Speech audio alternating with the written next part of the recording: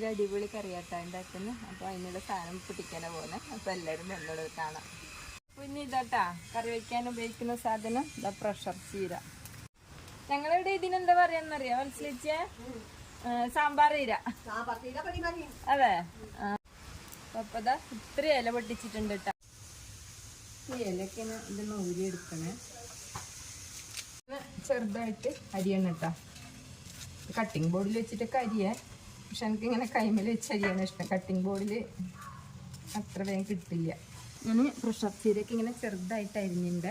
ഇനി ഇത് കഴുകിയിട്ട് കറി ഉണ്ടാക്കാൻ നോക്കാം.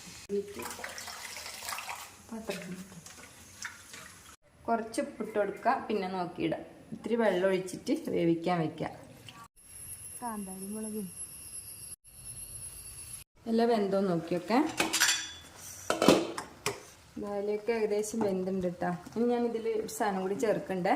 കുറച്ച് പരിപ്പ് ഞാനിവിടെ കുക്കറിലിട്ട് നന്നായിട്ട് വേവിച്ച് വെച്ചിട്ടുണ്ട്. അതും കൂടി വെച്ച് കൊടുക്കാം. ഇതൊന്ന് അടച്ച് വെച്ച് കൊടുക്കുക. രണ്ടും കൂടി ഒന്നും കൂടി തിളച്ച് വരട്ടെ. ഇനി കുറച്ച് കാന്താരി മുളകും പിന്നെ വെളുത്തുള്ളിയും എടുത്ത് വെച്ചിട്ടുണ്ട്. ഇത് ഈ കുഞ്ഞു ഉരലിലിട്ടിട്ട് ഞാൻ ഇടിച്ചെടുക്കാം കേട്ടോ.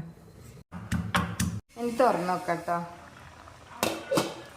ഏകദേശം പരിപ്പും ഇലയും ഒക്കെ കൂടി നല്ല വെന്ത് ജോയിൻ്റ് ആയിട്ടുണ്ട്. ഞാൻ ചതച്ച് വെച്ച വെളുത്തുള്ളി കാന്താരി മുളകും കൂടി ഇട്ട് കൊടുക്കാം. അപ്പോൾ കറിയൊക്കെ ഏകദേശം റെഡി ആയിട്ടുണ്ട്. അപ്പോൾ ഇതിലേക്ക് ഞാൻ കുറച്ച് പച്ച വെളിച്ചെണ്ണയും കൂടിയാണ് ഒഴിച്ച് കൊടുക്കുന്നത് കേട്ടോ. ഫ്ലെയിം ഓഫാക്കിയിട്ട് ഒരു 5 മിനിറ്റ് സമയം അടച്ച് വെച്ച് നമുക്ക് ഉപയോഗിക്കാം. അപ്പോൾ ഇതാ പ്രഷർ ചീരയും പരിപ്പും കൂടിയുള്ള നമുക്ക് വേഗം ഉണ്ടാക്കാൻ പറ്റുന്ന കറി ഇവിടെ റെഡി ആയിട്ടുണ്ട്. നമ്മുടെ ശരീരത്തിനും വയറിനും ഒക്കെ ഏറ്റവും നല്ല നിങ്ങൾക്ക് ഇലക്കറികളൊക്കെ ഇവിടെ നിന്ന് കിട്ടാമെങ്കിൽ നമ്മൾ കിട്ടുന്നത് ഇവിടെ നിന്ന് വെച്ചാൽ കൊണ്ടുവന്നിട്ട് ഞാൻ കറിയൊക്കെ ഉണ്ടാക്കി നോക്കുന്നുണ്ട്. വീഡിയോ ഇഷ്ടമായ സപ്പോർട്ട് ചെയ്യാൻ താങ്ക് യു.